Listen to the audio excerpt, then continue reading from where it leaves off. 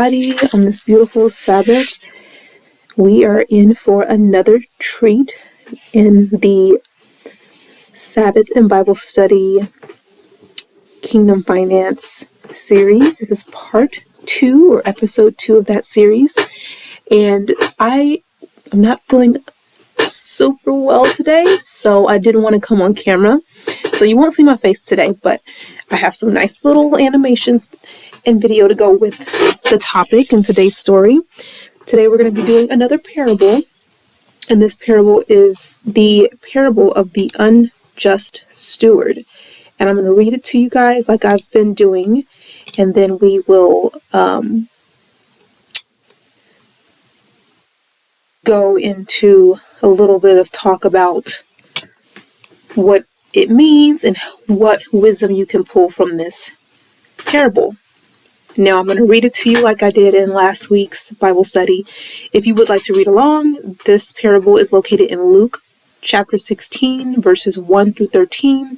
This is from the King James Version of the Bible. Okay, so without further ado, let's get into the story.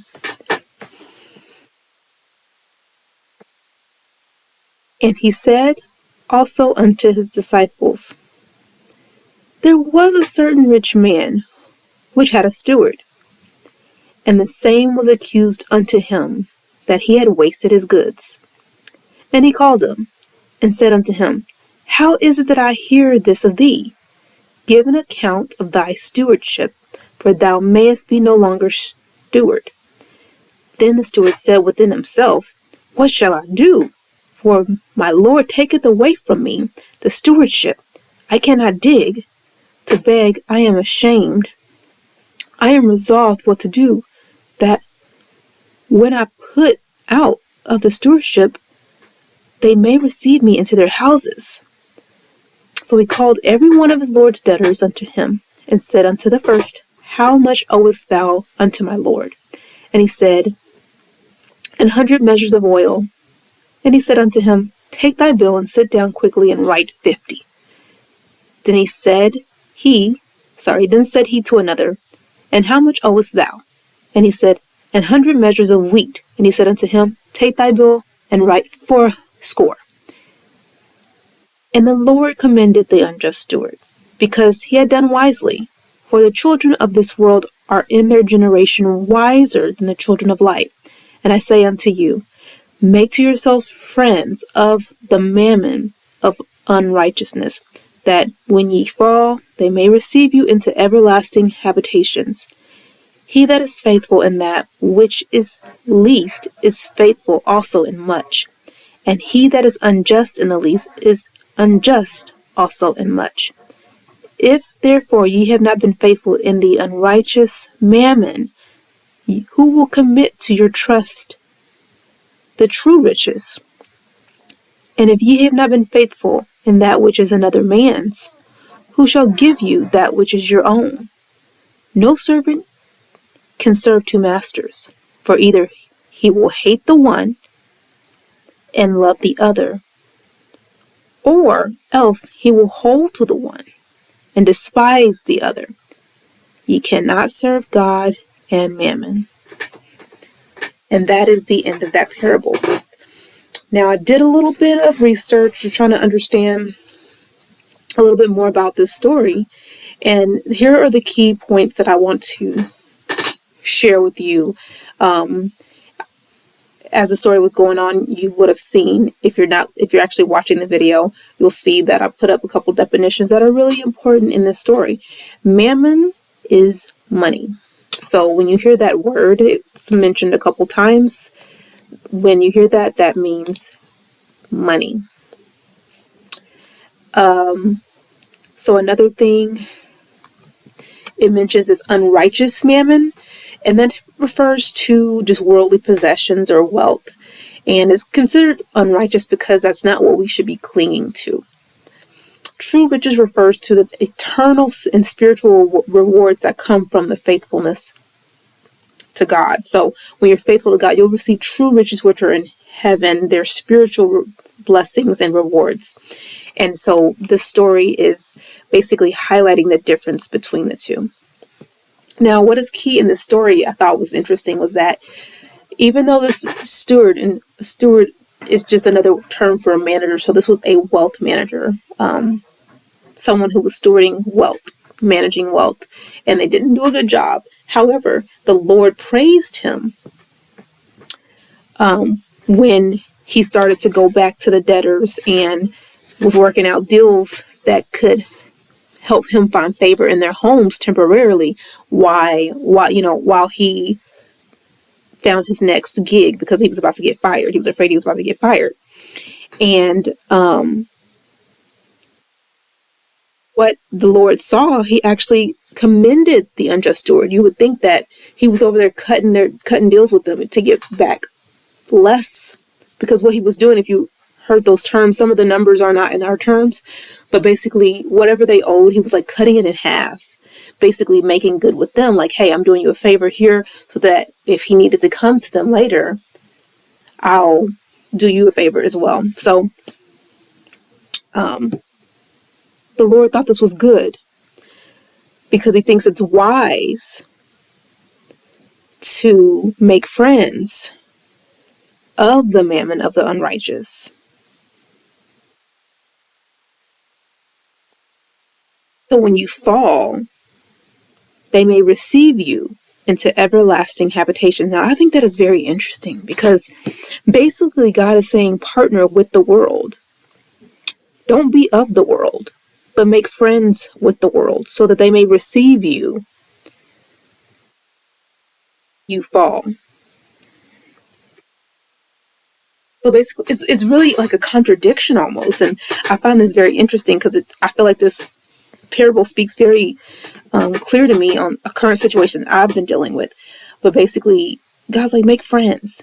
It's like networking, like in our terms, in modern terms, it's like networking. Make friends with these people, because you never know who you're going to need to call on if you fall on bad times, and who can help you in that bad time. That's something that God has been teaching me how to network and make friends and get out and, really create these connections with people.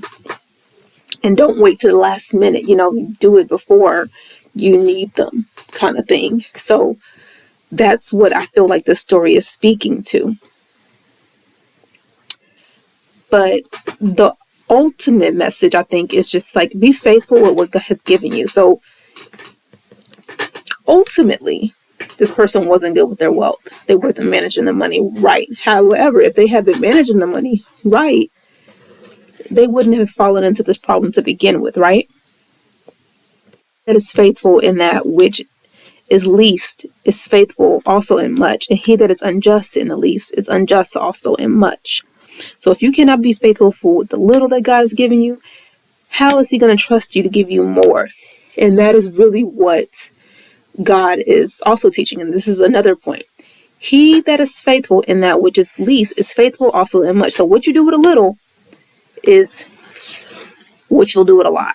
So if you take that back into modern terms in your current situation, maybe you're only making, let's say you're making 40K, 50K a year.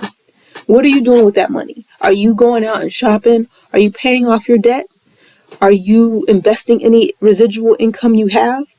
How are you stewarding the little? You say you want to earn 6 figures, but how are you handling the 50K? Because when you get the 100K, it's not going to do any difference.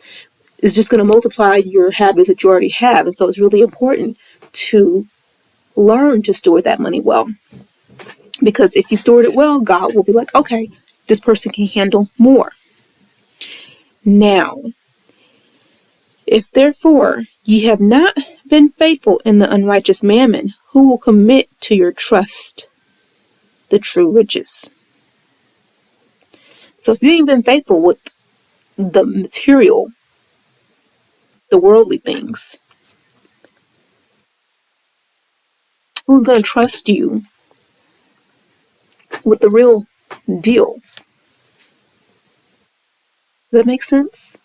Like, if you can't even manage that right, who's going to trust you with the real deal? That's how that speaks to me. True riches. And if ye have not been faithful in that which is another man's, shall give you that which is your own. So he's been managing someone else's money, not his own money. And so basically, God is like, you got a loan. I'm giving you this money to manage for me. If I can't trust you with my money, how can I give you your own money? That's what that's like. I'm going to test you. It's similar to the parable of the talents that I read last week in last week's study. And in that one, he had given them a certain amount of money and he wanted to see what they were going to do with it. And he tested them to see how they were going to manage the money. Similar thing. He gave them something to manage. They all did what they did with it. And in the end, the lesson was you need to multiply that. What I give you, you multiply it. Whatever it is, you make it, you flip it, and you multiply it. So it's a very common theme when it comes to God and how he expects us to manage wealth, whether it's our own or his, something he's loaned you. But one thing I'll say for sure is one thing God wants you to do is multiply. This is the message. He wants you to circulate it. He doesn't want you to hoard it. He doesn't want you to mismanage it. He wants you to circulate it so that it can come back and pay you back. So what this person in this story here, the steward in this story was doing, he was over there circulating what he could, making good graces with people so that in the end, it'll come back and pay him back by them providing him with somewhere to stay if he needed it, another job if he needed it. So that was another way of him circulating his wealth, networking, doing what he could to make friends and not enemies. So I think it's a very important lesson. And I hope that you picked up on these important lessons in this story. I highly suggest that you go and read the story yourself. It's only 13 verses, very, very short, but very powerful. If you like this story, don't forget to like and share with someone who might need this message. And if you have anything to add, be sure to comment it in the comment section, and I can possibly mention that in next week's Bible study. But I think that's all we have for today. Thank you so much for tuning in, and I will see you guys next time. Bye.